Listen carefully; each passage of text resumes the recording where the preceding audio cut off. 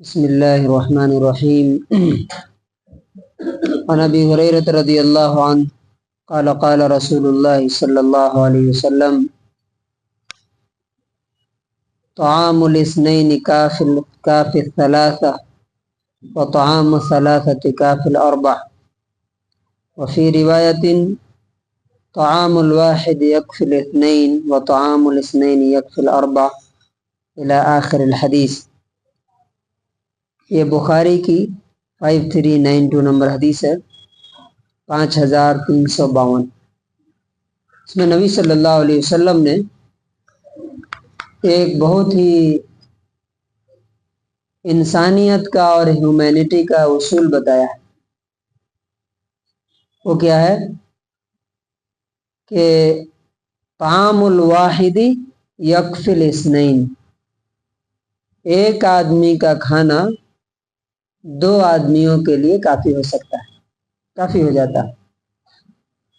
وطعام الاثنین یکفی الاربع وطعام الاربعۃ یکفی الثمانیہ، کہ دو کا کھانا چار کے لیے اور چار کا کھانا 8 لوگوں کے لیے کافی ہو سکتا ہے۔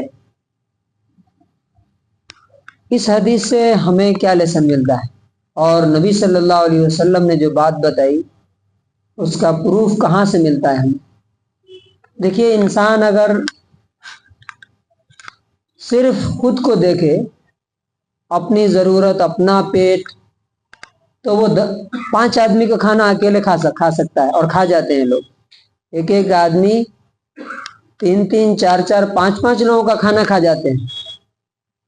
لیکن یہاں رسول اللہ صلی اللہ علیہ وسلم فرماتے ہیں کہ ایک آدمی کا کھانا اگر تمہارے پاس ہے اور تم کسی ضرورت مند کو، جس کو تم جانتے ہو کہ اس کے پاس رات کے یا دن کو کھانے کے لیے نہیں ہے، اور تم اس کو کھانا دیتے ہو، تو اللہ تعالیٰ کی طرف سے اور اس کے رسول کی طرف سے یہ گارنٹی ہے کہ اس میں اتنی برکت ہوگی کہ تمہارا بھی پیٹ بھر جائے گا اور ضرورت مند کا بھی پیٹ بھر جائے گا۔ اور نبی صلی اللہ علیہ وسلم نے تو یہ چیز کئی بار اپنی زندگی سے پروف کر کے دکھایا۔ جیسے غزوہ احزاب کے موقع پر جب نبی صلی اللہ علیہ وسلم کو حضرت جابر رضی اللہ عنہ نے دیکھا کہ پیٹ پر پتھر بندھا ہوا، تو گھر گئے، جا کر کے کہا کہ گھر میں کچھ ہے تو دو۔ تو انہوں نے کہا کہ بس ایک بکری کا بچہ ہے۔ تو کہا کہ اسے ذبح کر کے کھانا بناؤ، تھوڑا سا آٹا تھا۔ جب وہ آئے نبی صلی اللہ علیہ وسلم کو دعوت دینے کے لیے کہ چلیے آپ کی دعوت ہے، سنگل آدمی کی، اتنا ہی کھانا تھا، 2 4 لوگ کھا سکتے تھے، گھر والے اور وہ۔ نبی صلی اللہ علیہ وسلم نے کہا کہ جتنے لوگ ہیں سب چلو۔ تو اب ان کی حالت خراب ہونے لگی کہ اتنے لوگ کھائیں گے کیسے، 2000 3000 لوگ ہیں۔ لیکن یہ بھاگے بھاگے جا کر کے گئے، جا کے کہا کہ دیکھیے سب لوگوں کو نبی صلی اللہ علیہ وسلم لے کے آ رہے ہیں۔ تو گھر والے نے پوچھا کہ آپ نے بتا دیا نا کہ کتنا تھا، کتنا ہے گھر میں؟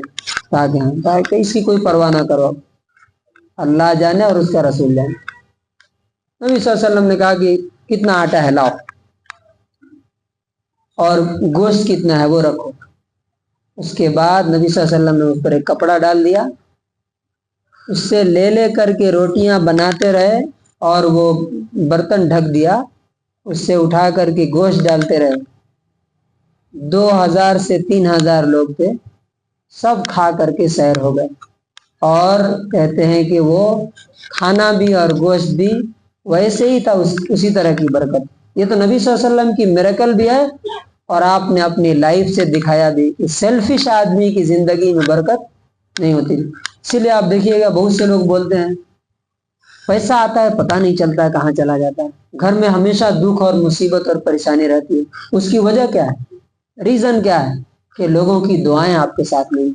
جب آپ شیئر کرتے ہیں، بانٹتے ہیں، تو اگر آپ کسی کو دیتے ہیں تو اس کے دل سے دعا نکلتی ہے۔ وہ کچھ نہیں دے سکتا آپ کو، لیکن اس کا دل، اس کا دماغ، اس کا رواں جب دعا دے گا، وہ دعا کہاں جائے گی؟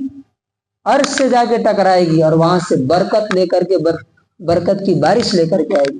یہ چیز، یہ اصول جس آدمی نے سمجھ لیا وہ کبھی بھی دوسرے کے بغیر کھاتا ہی نہیں، وہ چاہتا ہے کہ ہمارے پاس جو آئے پہلے میں دوسروں کو کھلاؤں۔ اور اس کی مثال حضرت ابراہیم خلیل اللہ کی زندگی، آپ کو معلوم ہے ان کے بارے میں آتا ہے کہ کبھی بھی وہ تنہا نہیں کھاتے تھے۔ اگر کوئی مہمان نہیں آتا تھا تو روڈ پہ جا کے کھڑے ہو جاتے تھے، کوئی مسافر آیا، کوئی باہر کا آیا، اسٹرینجر آیا تو اس کو لے جا کر کے اپنے دسترخوان پہ بیٹھا کے کھلاتے تھے۔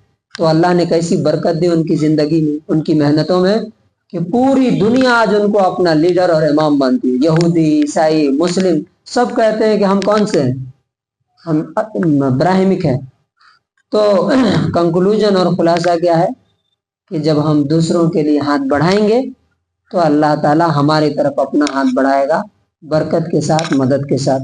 تو اللہ تعالیٰ سے دعا ہے کہ اللہ تعالیٰ ہمیں اپنی فکر کے ساتھ ساتھ دوسروں کی بھی فکر کرنے اور مدد کرنے کی توفیق نصیب فرمائے۔